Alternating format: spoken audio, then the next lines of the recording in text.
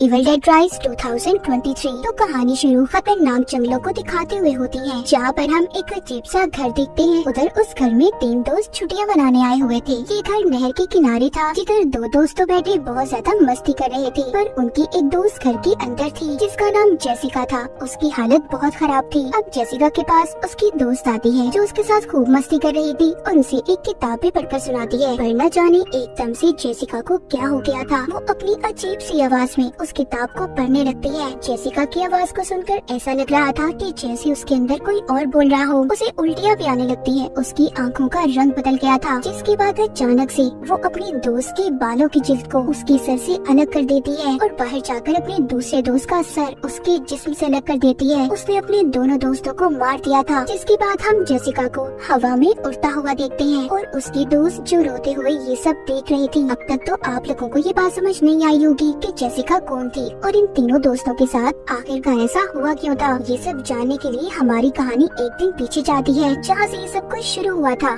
तो हम एक पुरानी बिल्डिंग को देखते हैं, जिसके एक अपार्टमेंट में एली नाम की औरत अपने 3 बच्चों के साथ रहा करती थी। वो अपने हस्बैंड से अलग अपने बच्चों के साथ रहती थी। एक रात एली की बहन उसके घर पर आती है, जिसका नाम बेथ था। बेथ एली के घर पर आकर उसके बच्चों को तोहफे देती है जो वो उनके लिए लाई थी। बेथ एली के हस्बैंड के लिए भी तोहफे लाई थी, क्योंकि वो ये बात नहीं जानती थी कि उसकी बहन अपने हस्बैंड के साथ नहीं रहती। जब बेथ एली से उसके हस्बैंड का पूछती है तो एक उदासी वाला माहौल बन जाता है। इसीलिए एली अब बेथ से बात करने के लिए अपने बच्चों को बाहर पिज्जा लेने के बहाने भेज देती है, ताकि ये अकेले में अपनी बहन से बात कर सके। फिर जब बेथ को अपनी बहन के हस्बैंड के बारे में पता चलता है, बेथ अपनी बहन से कहती है कि उसे इस बारे में उसे बताना चाहिए था। उधर बच्चे जब पिज्जा लेकर वापस आ रहे थे तो अचानक से अर्थक्वेक जलजला आ गया था। एली के तीनों बच्चे कार पार्किंग में बैठ जाते हैं। थोड़ी देर बाद सब कुछ ठीक हो गया था, पर बात सिर्फ इतनी सी नहीं थी। एली का बड़ा बेटा डैनी देखता है कि जलजला आने की वजह से कार पार्किंग में एक बहुत बड़ा सुराख हो गया था, इतना बड़ा कि वो उसके अंदर भी जा सकता था। अब डैनी ये सब देखने के अंदर क्या हो सकता है, वो सुराख के अंदर चला जाता है, जहाँ पर उसे कुछ किताबें और रिकॉर्डेड ऑडियो टेप्स मिलती हैं और टेप के ऊपर पार्ट 1, 2 और 3 लिखा हुआ था। उसे कुछ प्रीस्ट फादर की तस्वीरें भी मिली थी। साथ ही उसे वहाँ पर बहुत से होली क्रॉस भी नजर आते हैं, जिनको देखकर ये बात तो साफ थी कि यहाँ पर किसी बुरी ताकत को कैद करने का एक्सोर्सिज्म जादू किया होगा। वहीं पर वो एक कब्र को भी देखता है, जिसमें से जीसस क्राइस्ट की भी मूर्ति निकलती है। उसे उस कब्र से एक किताब भी मिली थी जो कपड़े में ढांपी हुई थी। डैनी बिना कुछ जाने उसे अपने साथ ले जाता है। उधर ऊपर इनकी मॉम एली अपने बच्चों के लिए परेशान हो रही थी, क्योंकि उन्होंने टीवी पर इस खबर को सुना था कि जलजले की वजह से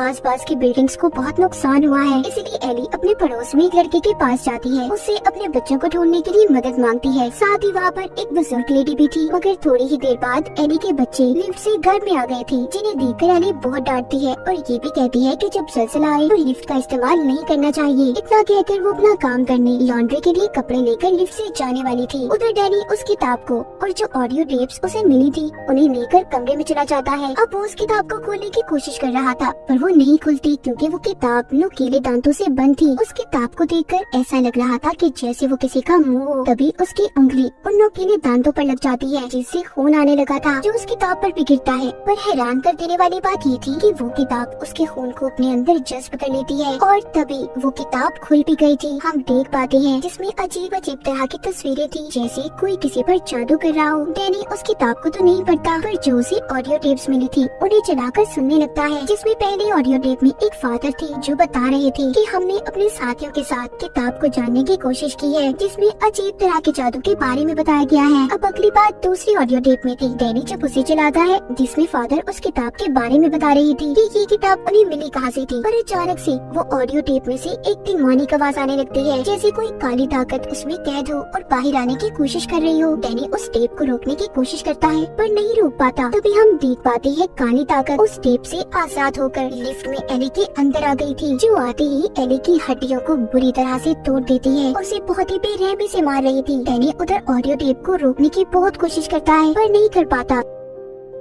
इतने इतने में उनके घर की लाइट भी चली जाती है और किताब के सफ़े भी खुद ब खुद पलटने लगे थे। एली की बड़ी बेटी जब लाइट को चेक करती है तो हर तरफ लाइट थी सिवाय उनके घर के। इसका मतलब जो कुछ भी गलत हो रहा था वो सिर्फ इन्हीं के घर में था। थोड़ी देर बाद एली अपने घर वापस आ जाती है जो दिखने में थोड़ी ठीक लग रही थी और वो चलकर अपने घर आई थी। मगर थोड़ी देर पहले हमने देखा था कि जो भी काली ताकत उसके अंदर थी उसने एली की हड्डियों को तोड़ दिया था। मगर अब एली बिल्कुल ठीक चल पा रही थी और किचन में जाकर अंडे पकाने लगती है। जब उसके पास उसकी बहन आती है और उसे बुलाती है तो तभी वो उल्टियाँ करती है और अजीब सा बर्ताव करने लगी थी। एली जब थोड़ा सा अपने होश के अंदर आती है तो वो सिर्फ इतना कहती है, वो मेरे अंदर है, उसे मेरे बच्चों को कोई नुकसान मत पहुंचाने देना। इतना कहकर वो बेहोश हो गई थी। वो नीचे गिर जाती है। एली की बहन और उसके बच्चे उसे हॉस्पिटल ले जाने लगते हैं पर सब लिफ्ट में जाने से डर रहे थे और सिलसिले की वजह से सीढ़ियां भी टूट चुकी थी। खैर ये सब मिलकर एली को कमरे में हटा देते हैं। अब उधर इनके पड़ोस का वही लड़का जिससे एली ने अपने बच्चों को ढूंढने के लिए मदद मांगी थी, वो एली की आंखों को बंद करता है मगर वो दोबारा खुल जाती है। वो फिर बंद करता है, वो फिर से खुल जाती है। ये सभी मिलकर एली के लिए प्रेयर करते हैं क्योंकि इन्हें लग रहा था कि वो मरने वाली है। तभी उसके पास उसकी बहन बैठती है और उसे ये बताने लगती है कि वो उसे कितना प्यार करती है। तभी बेथ की फोन पर बेल बजती है जो कॉल किसी और की नहीं बल्कि एली की थी, जो अपनी बहन से ये कह रही थी कि उसका जिस्म जल रहा है, उसे कोई बचाए। और तभी वो जिंदा होकर बैठ जाती है। जब बेथ अपनी बहन के जिस्म को हाथ लगाती है तो वाकई उसका जिस्म गर्म था। ऐसा लग रहा था कि जैसे उसका जिस्म आग में चल रहा हो। तभी बेथ उसे बाथ टब में ले जाती है। तभी अचानक से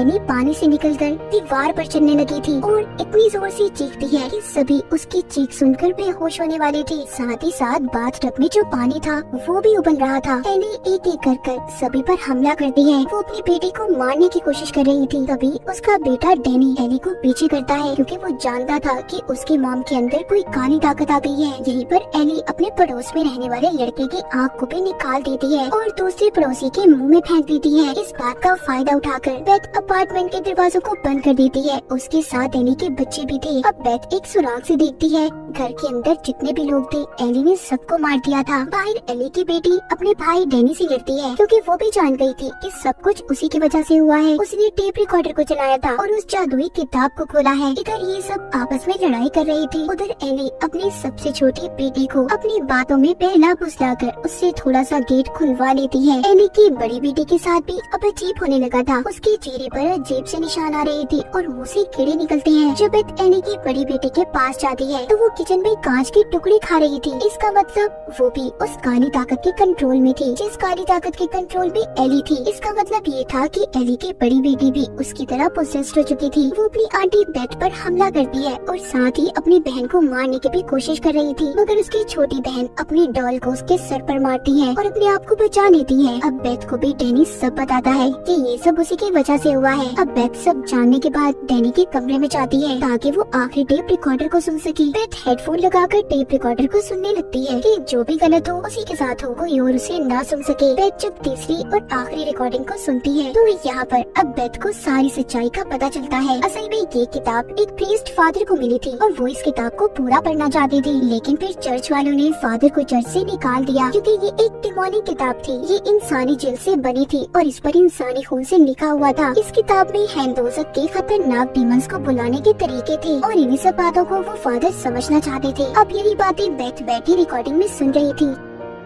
सब बातें सुनकर बेथ को भी यकीन आ गया था। उधर किचन में एली की बड़ी बेटी डैनी पर हमला करती है और उसे जला देती है। जिस कमरे में बेथ थी वहाँ पर भी एली आ गई थी। बेथ उससे लड़ने की कोशिश करती है।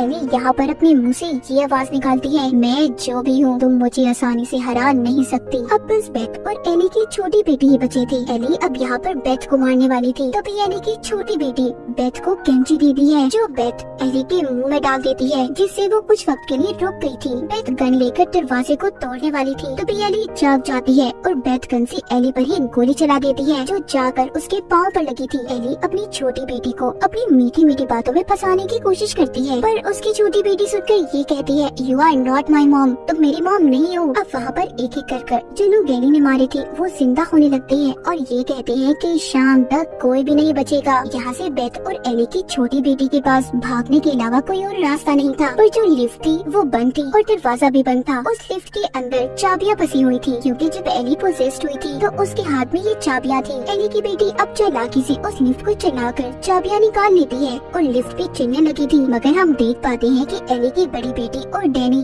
जो कि मरने के बाद डीमंस के कंट्रोल में थी, खुद को लिफ्ट से जोड़ लेते हैं, जिससे अब जैसे जैसे लिफ्ट चलती है उसके अंदर उनका खून भरने लगता है। जैसे लिफ्ट नीचे आ रही थी खून भी बढ़ता जा रहा था। उधर उस किताब का सफा भी पलट जाता है जिसमें अजीब सा बना हुआ क्रिएचर था, और देखते ही देखते एली भी अब उस क्रिएचर में बदल गई थी। उधर जैसे ही लिफ्ट नीचे आती है तो खून भी बाहर आता है। खून में भरी बेथ और एली की छोटी बेटी जल्दी से गाड़ी में बैठ जाती है, पर उनके सामने दोबारा एली आ गई थी, जो कि अपने डिमोनिक रूप में थी। वो अपनी छोटी बेटी पर हमला करती है। तभी बेथ चेनसॉ लेकर उसे मारने लगती है, मगर साथ ही वहाँ पर एली की बड़ी बेटी और डैनी भी आ गई थी। बेथ उन तीनों को पास ही चलती ग्राइंडर मशीन में डालकर मार देती है। अपनी ही फैमिली के 3 लोगों को मारना बहुत ही भयानक सीन था, मगर इसके अलावा बेथ के पास कोई और रास्ता भी नहीं था। जिसके बाद बेथ एली की छोटी बेटी को लेकर यहाँ से चली गई थी, मगर वो डीमन काली ताकत अभी खत्म नहीं हुई थी। अब हम अगले दिन का सीन देखते हैं कि एक लड़की जेसिका उसी लिफ्ट से नीचे आती है, जो एली के नीचे वाली बिल्डिंग में रहा करती थी, और जेसिका वही लड़की थी जो हमने कहानी के शुरू में भी देखी थी। अब जब ये लिफ्ट से नीचे आती है तो बहुत सारा खून देखती है और पुलिस को कॉल करने वाली थी। तभी वही डीमन जो एली के अंदर था वो आकर जेसिका को भी पोजेस्ड कंट्रोल कर लेता है। अब आपको यहाँ पर समझ आ गई होगी कि जेसिका ने अपने दोस्तों को क्यों मारा, और अभी भी वो डीमन जेसिका के अंदर ही है। आगे वो डीमन क्या तबाही फैलाने वाला था